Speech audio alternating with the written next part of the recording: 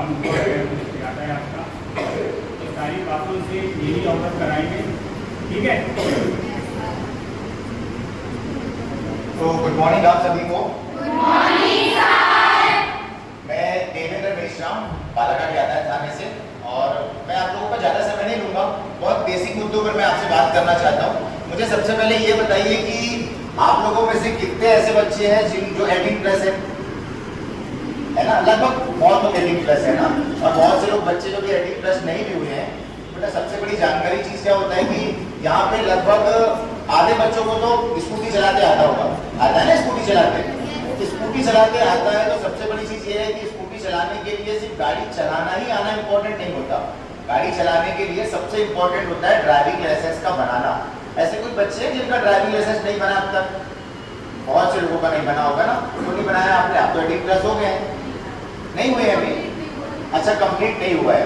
तो कंप्लीट अगर नहीं हुआ है तो हम हैं अभी नाबालिग, है ना? क्या है कि अपने इंडिया में वाहन चलाने के लिए एक तो उम्र तय की गई है ना? मोटर व्हीकल चलाने के लिए, मतलब 2 व्हीलर हो चाहे 4 व्हीलर हो, उसको चलाने के लिए हमारी निर्धारित उम्र जो है भारत में वो है 18+, है ना?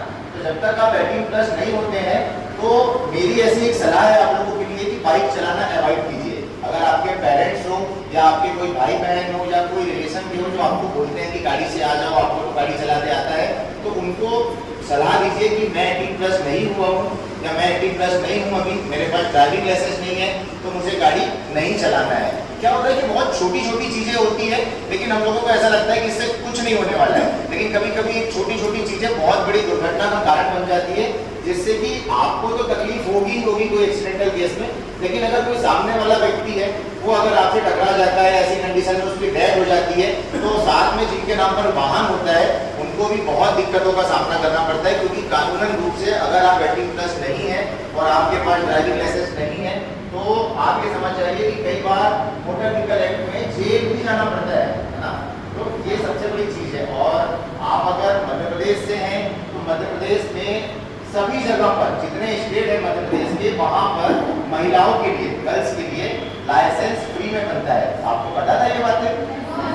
लड़कियों के लिए, महिलाओं के लिए किसी भी आरटीओ में, किसी भी जिले के, मध्य प्रदेश के, अदर स्टेट में तो कई जगह ऐसा है कि कई जगह पढ़ा लिखा होना भी जरूरी होता है, लेकिन अपने मध्य प्रदेश स्टेट में गवर्नमेंट ने ये करके रखा है, मध्य प्रदेश गवर्नमेंट ने, कि अगर आप 18+ हैं और अगर आपको वाहन चलाते आता है तो आप आरटीओ ऑफिस जाइए, आप लोगों को आरटीओ में फीस नहीं लगती, आप लोगों के फ्री में लाइसेंस बनाए जाते हैं। तो इतनी अच्छी प्रोसेस और इतनी अच्छी चीज अपने एमपी गवर्नमेंट ने अपन लोगों के लिए करके रखा है, तो अपन को लाइसेंस बनाना चाहिए नहीं बनाना चाहिए?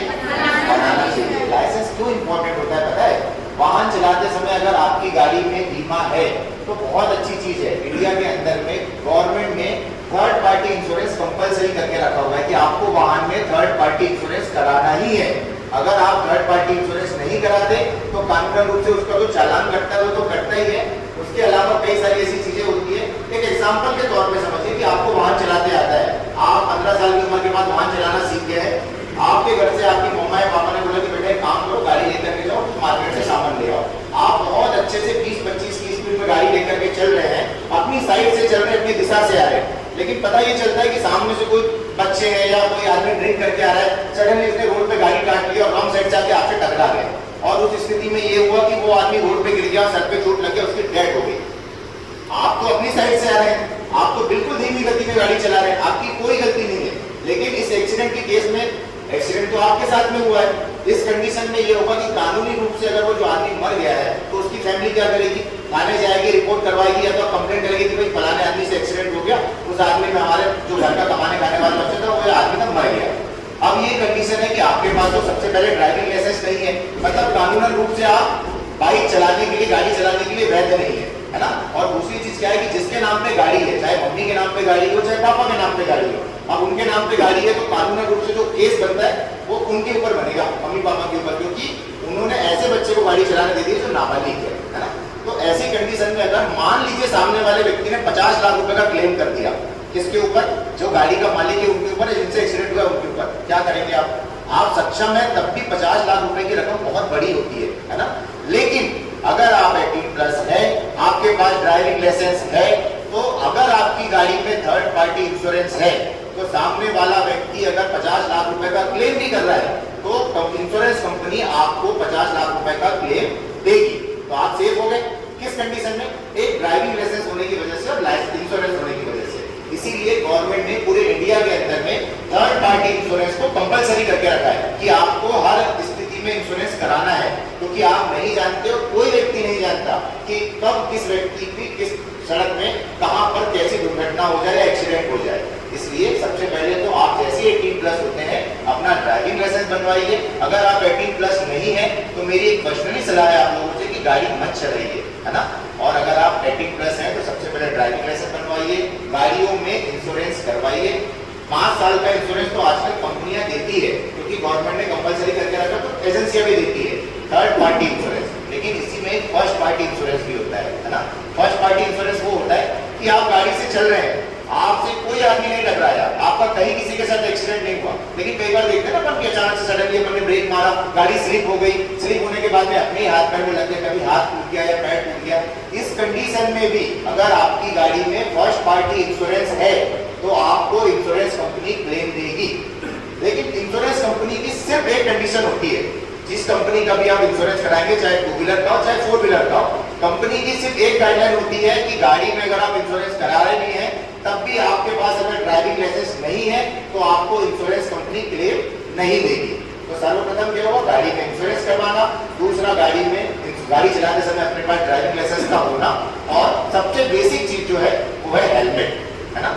क्या होगा कि अगर किसी कंडीशन में आपकी गाड़ी से कोई दुर्घटना घट जाती है, लेकिन अगर आपका हाथ भी टूट गया, पैर भी टूट गया ना, तो मेडिकल साइंस ने बहुत तरक्की कर ली है, नकली हाथ भी लग जाएंगे, पैर भी लग जाएंगे, अब चलने फिरने भी लग जाओगे। लेकिन हम लोग यातायात सामने से हैं, और इंडिया के अंदर में हर एक डिस्ट्रिक्ट में एक यातायात थाना होता है, वहां पर प्रत्येक दिन कहीं पे भी दुर्घटनाएं होती है तो उसकी जानकारी आती है। 100 में से 50% दुर्घटनाएं 2 व्हीलर से होती है, 4 व्हीलर से नहीं। और 50% जो दुर्घटनाएं होती है उसमें से जो आदमी मरते हैं उनमें भी मरने वालों की जो संख्या होती है उनके सर पे चोट लगने की वजह से होती है। तो आप अगर हेलमेट पहने रहेंगे तो आप सुरक्षित रहेंगे। तो ये बेसिक चीजें, इन चीजों को आपको समझना है। ज्यादा टाइम मैं आप लोगों का नहीं लूंगा। जैसे ही आप 18 प्लस होते हैं सबसे पहले ड्राइविंग लाइसेंस बनवाइए, और अगर आप 18 प्लस नहीं है तो वाहन चलाने को जितना हो सके इग्नोर कीजिए, क्योंकि आप कितने भी सुरक्षित चलते हैं, वाहन चलाने के लिए जिम्मेदार भी होना जरूरी है और यातायात का ज्ञान भी होना बहुत जरूरी है। यातायात की जानकारी अगर आपके पास में नहीं होगी तो आप वाहन में कितने भी अच्छे से गाड़ी चला ले, आप सुरक्षित नहीं है। और आप सुरक्षित तब होंगे जब आपको यातायात की जानकारी होगी, ठीक है। और अगर ऐसी कोई चीज जो आप मुझसे पूछना चाहे तो पूछ सकते हैं। किसी को कोई जानकारी ऐसी तो सब लाइसेंस कैसे बनता है, क्या बनता है, कोई भी ऐसी चीजें अगर मन में कोई सवाल हो तो पूछ सकते हैं, और ना हो जानकारी अगर आपके पास में तो बहुत अच्छी बात है। जी पूछिए। अरे पूछ लीजिए। लाइसेंस बनाने के लिए सबसे इंपॉर्टेंट होता है आपका 18 प्लस होना। आप जैसे 18 साल पार कर लेते हैं, लाइसेंस बनाने के लिए अपने इंडिया में बहुत से ऐसे स्टेट हैं जहां कुछ जगह पढ़ा लिखा होना जरूरी है, लेकिन अपन एमपी में रहते हैं, अपने स्टेट में पढ़ा लिखा होना जरूरी नहीं है। अगर आपको वाहन चलाते आता है, आप 18 प्लस हैं, तो आप सबसे पहले जब आरटीओ ऑफिस जाएंगे, ऑनलाइन भी आवेदन होते हैं और ऑफलाइन भी होते हैं। जब आप जाएंगे, मान लीजिए ऑफलाइन आवेदन करने आरटीओ ऑफिस में, तो सबसे पहले आपकी एज वो कैसे क्लियर होगी? अगर आप पढ़े लिखे तो आपकी मार्कशीट, किसी भी क्लास की अगर आप मार्कशीट लेके जाएंगे उसमें आपकी डेट ऑफ बर्थ क्लियर हो जाएगी, उससे पता चलेगा आप 18 प्लस है। आप अपनी 2 या 3 फोटो लेके चले जाइए। आप महिला हैं, आपको तो आरटीओ की फीस भी नहीं लगेगी, और 2-3 फोटो लगाने के बाद में सबसे पहले आपको लर्निंग लाइसेंस मिलता है। लर्निंग लाइसेंस जैसे मिलेगा तो उसकी अवधि होती है 6 मंथ की। उस 6 मंथ की अवधि में आप गाड़ी चला सकते हैं, लेकिन वाहन चलाते समय की कंडीशन ऐसी रखा है आरटीओ ने, मोटर व्हीकल एक्ट ने, कि आप अगर लर्निंग पीरियड में हेलमेट पहनिए, गाड़ी में इंश्योरेंस रखिए, सब चीज कंप्लीट करके चलिए, और अपने पीछे जो व्यक्ति को आप बैठा रहे हैं उसके पास लाइसेंस का होना जरूरी है, और हेलमेट पहनना है। बस इतनी बेसिक चीजें, बहुत इजीली आपको लाइसेंस मिल जाएगा, ठीक है। और कोई ऐसी सवाल किसी के दिल में अगर मन में आ रहा हो तो पूछ सकते हैं, और अगर नहीं है सवाल, बहुत अच्छी चीज है। बस इससे ज्यादा मैं और कुछ बताना भी नहीं चाहूंगा, ये बेसिक चीजें हैं। और रही बात, आप बालाघाट में रह रहे हैं तो आप देखेंगे कि अपना सिग्नल लगा हुआ है ना। तो कुछ लोग क्या करते हैं, बहुत बड़ी गलतियां ये करते हैं कि अपन लोगों को लगता है कि हम तो पैदल जा रहे हैं, हम लोगों को यातायात नियम से कोई लेना देना नहीं है। बिल्कुल नहीं। अगर आप पैदल भी जा रहे हैं, अगर आप साइकिल में भी चल रहे हैं, तो भी आपको यातायात नियम का पालन करना है। कैसे बताए? वो ऐसे कि जैसे अपन लोग जाते हैं तो अपन लोग देखते हैं कि सिग्नल लगा हुआ है अम्बेडकर चौक में, कोई इधर से बच्चे आ रहे हैं, कोई इधर से बच्चे आ रहे हैं, बीच रोड से चल रहे हैं। अब ये बताइए कि सिग्नल लगा हुआ है, जो व्यक्ति व्यक्ति गाड़ी चला रहा है वो तो अपनी दिशा में चल रहा है, उसको तो मालूम है कि मैं अपनी दिशा में चल रहा हूँ, सामने सिग्नल लगा हुआ है, मेरा सिग्नल खुलेगा, मैं अपनी स्पीड में चल रहा हूँ, लेकिन उसको ये नहीं पता कि बीच रोड में बच्चे भी चल रहे हैं। तो सबसे जरूरी ये है कि सिग्नल जब लगा हुआ है तो सिग्नल लगने के पहले जहां गाड़ियां खड़ी होती है उसके पास में व्हाइट वाली पट्टी बंधी होती है, वो व्हाइट वाली जो पट्टी बनी होती है उसको बोलते हैं स्टॉप लाइन। उसके जस्ट बाजू में इतनी बड़ी बड़ी रेखा बनी होती है व्हाइट वाली, उसको बोलते हैं जेब्रा क्रॉसिंग, वो पैदल चलने वालों के लिए होता है ना। तो जब भी कभी आप जा रहे हैं और आप देख रहे हैं कि सिग्नल लगा हुआ है, आप ऐसे जाएंगे, जेब्रा क्रॉसिंग से ही आपको क्रॉस होना है सिग्नल। ये चीजों को अपने दिलो दिमाग में फंसा के रखिए, तो ये होगा कि जब भी सिग्नल लगा रहेगा, लोग खड़े रहेंगे और आप जेब्रा क्रॉसिंग क्रॉस करेंगे तो आपके साथ कभी कोई दुर्घटना नहीं घट सकती। तो आप पैदल भी चल रहे हैं तो आपको रोड पर सिग्नल पर इन चीजों को फॉलो करना है। ठीक है, ठीक है, थैंक यू।